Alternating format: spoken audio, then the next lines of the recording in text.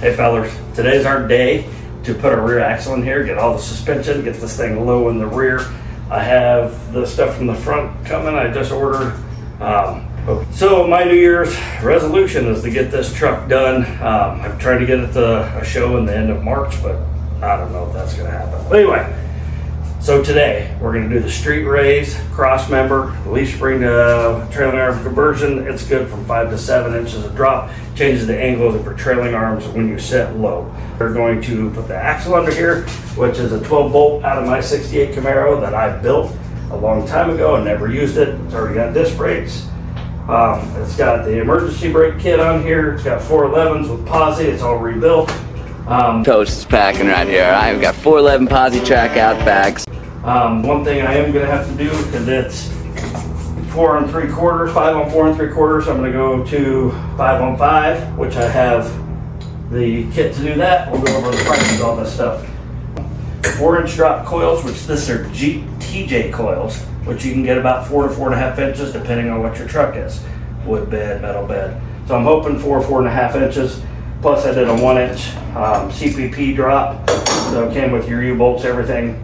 Had a shock relocation kit to change your angle of your shocks. That was free from a guy that did another conversion. CPP sent me the mounts for this, which we won't weld this until we get our angle just right for our driveway. So we have our coil spring mounts and our shocks, which a lot of this, doing a conversion to coilovers with new trailing arms. So trailing arms free, new, had new bushings in it. So this rear end conversion isn't going to cost me a lot of money. Shouldn't cost you, because you can find all this stuff on Facebook Marketplace, eBay. If you went to a suspension shop, they probably give you this to get it out of their way. Anyway, we're going to get started because I want to finish this by today. So it's already noon, got a late start to the day, but let's get going. Hopefully we'll be done by tonight. It's Formula 5 prelude for these polyurethane bushings.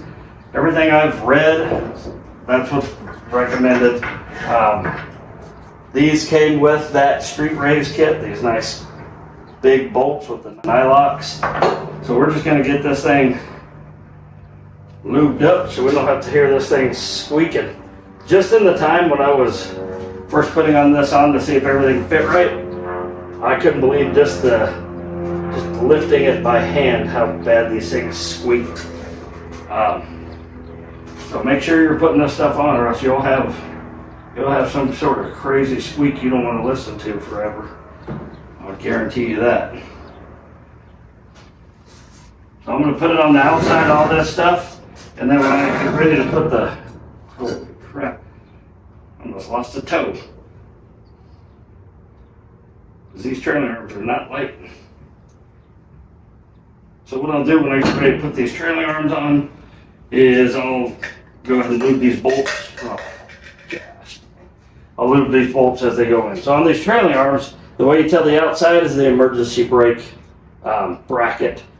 So this will go on the passenger side, this one's the driver's side. So let's get these put on. Like I said, you're going to want to put these where the emergency brake cable, oh good, crazy, that's a tight fit. Emergency brake cable goes on the outside of these arms. Lube these bolts up real good. I lube it, yuck. So we're gonna go up from this side because that bolt's a little too long to go up from that other side. Well, I need to get my blapometer.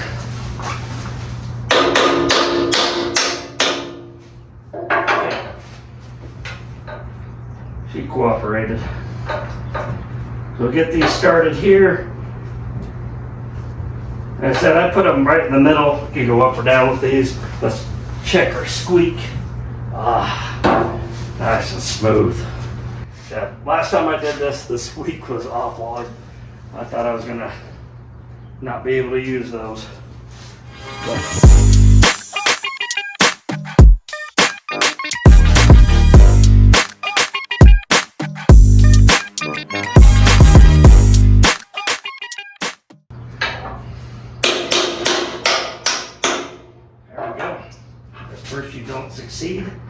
hammer it in. That's probably not great advice.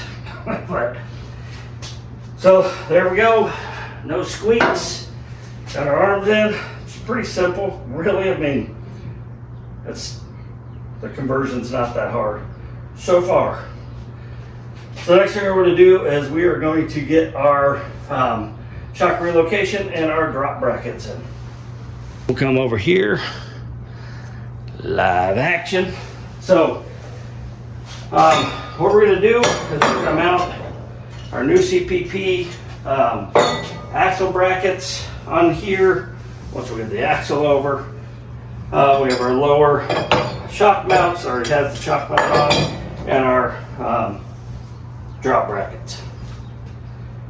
So let me get a jack under this and we'll move it under here and we'll get her mounted in. And the first time I did that, I put my axle in upside down. I cut that out. I told you, so I guess I should have just left it. Stupid move. But anyway, I think I got it about located where I want it. We can move it on these jack stands, where we're gonna get these trailing arms up here. So we're gonna need our shock relocation kit, because that's what our U-bolts go through. We need our new U-bolts and our 1-inch drop. These don't have an angle on them, because I knew that I was going to weld those on. You can buy the CPP ones with a 4-degree angle or whatever. Those all come in different kits. Okay guys, welcome to the floor. So first thing we're going to do is we got to get our shock relocation bracket under here. And when you're doing all this, it all lines up with the U-bolts. The axle mount, the 1-inch drop, everything the U-bolts go through. So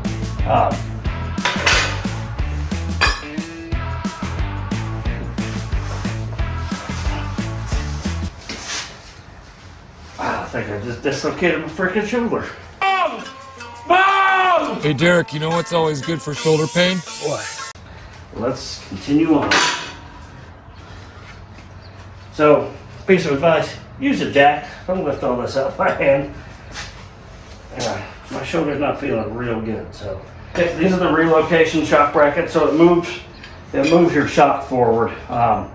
So it just goes through here now. This makes your new bottom plate. So we'll get that in there. I'll get our 2 bolts on there. Try to get a little better angle to be able to see these shock mounts going on. Make sure you have your bolts and washers for your U-bolt. And I'm going to get under here again. Be nice to have a lift. And of course that jack is in the way. So let's see. Oh, perfect. Just needed it to move a little bit, I guess. Thing in our project is to get our TJ stock springs mounted. Like I said, 4 to 4.5 inches, depending on how much weight's in the back of your car. Mine's got a steel bed, so it should be closer to the 4.5 inches. And then we have our 1-inch drop, so we should be 5 to 5.5 is where we're gonna say. Any of the CPP mount kit, you can get the Chinese one, whatever, cheap. Like I said, so I got it free. I got the shocks free. Free. Pretty awesome, and you can find somebody that's willing to do that. We're gonna go ahead and get this lowered a little bit so we can fit those springs in. I was just testing to see kind of how we were centered and how far I could push this axle up. Well, I was thinking it was pretty far up, but we get our top mounted first. I tried to do it the other way. It does not work that way. Put the top in first, get them tightened down. That way when you put the bottom in, you can adjust it as it goes in. Top's a little harder to do because you have to go through the frame and all that other fun stuff. So if you're doing this and you're trying to get this in here, as you can see, it doesn't want to totally go into place because there's no weight on it, so the springs are all the way down. Well, I got all this in. Everything looks good. Then I went to mount the shocks. Let's see if you can see the problem. Oh yeah. the spring is in the way. So I think I'm going to have to go order one of those shock towers, which will probably be good if we get a little extra support back here anyway. But I gotta take out more of those stupid rivets. God, I hate those things.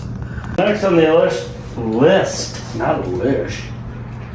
The list is we're going to go ahead and get our spacers cut. These are 475 to 5 on 5. Problem is these lug nuts that I have are too big. I should say too long. So when they stick in here, they stick out. So I'm going to mark all these, take a grinder, cut these off, get these mounted, because you know the goal for today was to get these back on the wheels. So, well, look at that fancy work. Fit perfectly flush. Let's go get those rims if we can see if they'll fit on here. We might actually have the rear end of this thing rolling here in a minute. And I almost got my goal finished. I wanted to get my track bar in. That didn't happen because I'm an idiot. And the track bar lower mount has to go in there. So I gotta take that side all apart, and it's late and I'm tired, so